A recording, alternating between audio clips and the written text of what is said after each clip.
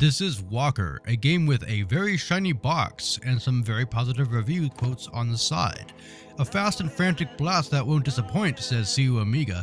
Well, we'll see about that. This is the NTSC release, but as far as I could tell, it's exactly the same as the PAL one. The title screen was even slightly cut off. I first saw Walker in a Psygnosis catalog back when we had our first Amiga 500. Walker was a late release and was one of the few games for the aging Amiga to be released in the US in 1993.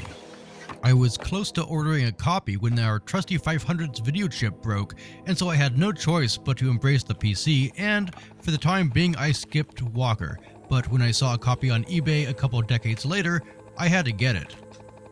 As you can see, it comes on 3 floppy disks and has a pretty stylish manual which talks about the game's plot and controls. You might have also noticed that it comes in thoughtfully biodegradable cardboard. The manual has a lot of great details about the mech that you'll be piloting. I love this. Your mech has an emergency escape mechanism, then says it's believed not to have reached production units. Man, this is a death trap. And speaking of death, let's watch the game's brief intro.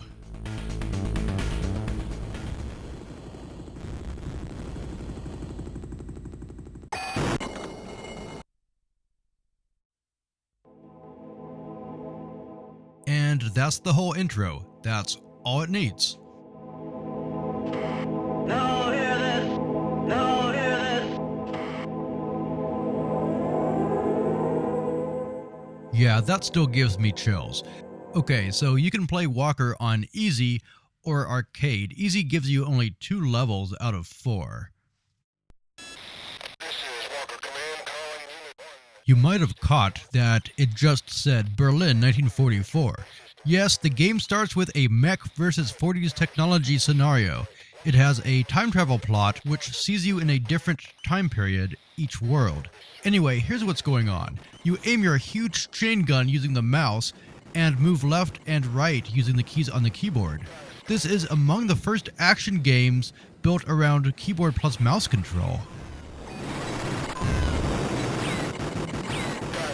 So when I first approached Walker, I thought it was just a glorified target range, not too far off from Commando Raid or Paratrooper.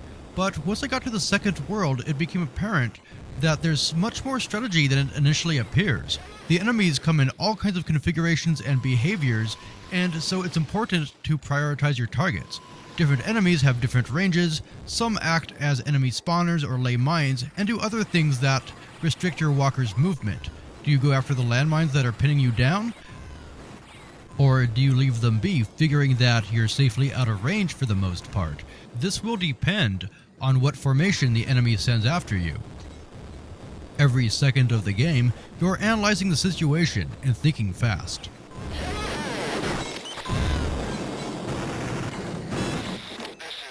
What Walker really is a combination of Paratrooper, Rampage, Lemmings, and the old Terminator arcade game. Like Paratrooper, you must take out targets, many of which are parachuting in before they gang up on you. Like Rampage, you are a huge, near-indestructible monster stomping 8-pixel-tall men. Like T2, you must use short bursts or the gun overheats, which makes you pick your targets carefully. Adding to the complexity is that you cannot shoot behind you. This gets to be a problem as soon as World 2, which introduces ground troops which will grapple onto your mech, climb up, and plant a bomb. They are tricky to deal with as they'll run the other way if you put your cursor over them. If they manage to hook onto your mech, you'll have to move back and forth so that they can't climb up all the way. This can either throw them off your back, or you can sometimes swing them into a position so that you can shoot them. Bosses are also well designed and will take a little bit of thinking to defeat. For example, in the first boss, you have to blow up rockets that are about to launch. There's a tank, but it's best not to worry about it until later, since it cannot reach you. What you do have to worry about is an infinitely respawning troop carrier.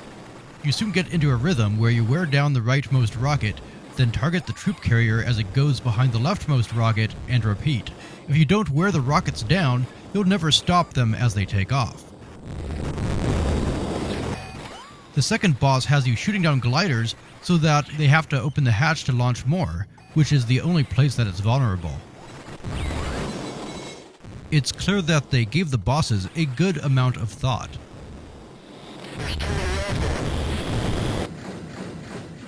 One bit of interesting trivia is that Walker indirectly led the Lemmings.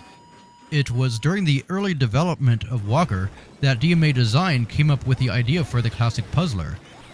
They wanted to see how small they could make a human walking animation, which was still discernible. And they were having so much fun making them die in comedic and horrible ways that they decided to make a whole game about that instead. Walker came out years later, but still carries on the sadistic DMA Design tradition, albeit with a more serious and grim tone. But if you enjoyed seeing Lemmings explode or get smashed, I'm sure you'll get a kick out of this too. All kinds of detail along these lines were put into Walker. Little men falling from great heights bounce on rocks before they splatter, cars can be juggled before they finally explode, and the sound design just reinforces the power of your 30mm twin chain guns, which you can hear spinning down after splattering your foes all over the map. It's a simultaneously gross and enthralling festival of gore that you'll either think is completely disgusting or a guilty pleasure akin to the original Grand Theft Auto, which had you running over monks for bonuses. Yeah, that was also DMA Design, before they were called Rockstar.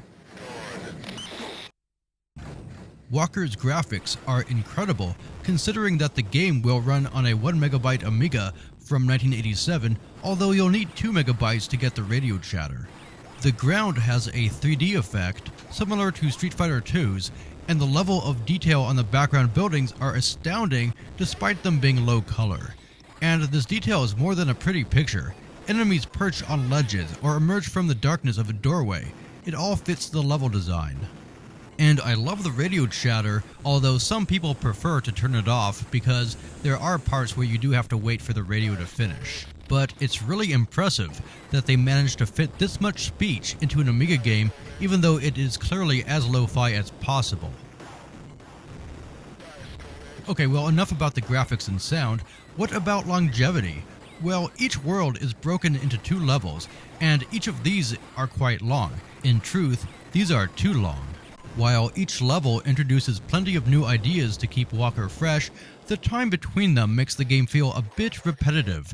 Also not helping is that the checkpoints are so far spaced out. For example, if you fail a boss battle, you're sent back seemingly halfway through the level.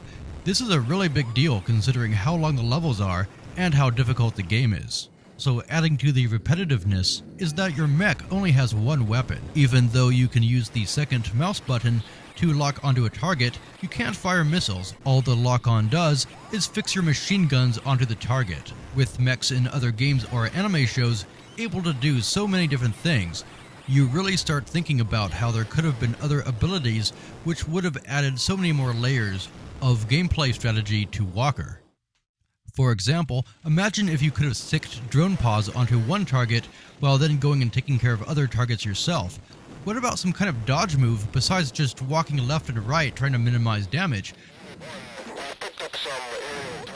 Truth be told, after playing so many Japanese mech games that give you a wide variety of options, it's hard to go back to the Western idea of a mech, which is much more stompy and tank-like.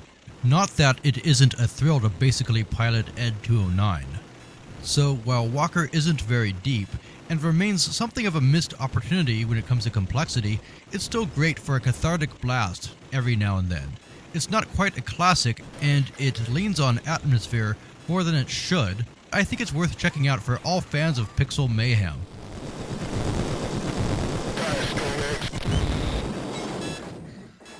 I would recommend Walker over the games that it took as influences. And let's be honest, you already know if this is the kind of game you'll like just by watching this footage. This was Cool and Unusual Games, and I'll be doing Amiga reviews all month, so subscribe if that's the kind of thing you dig. I'll see you next time.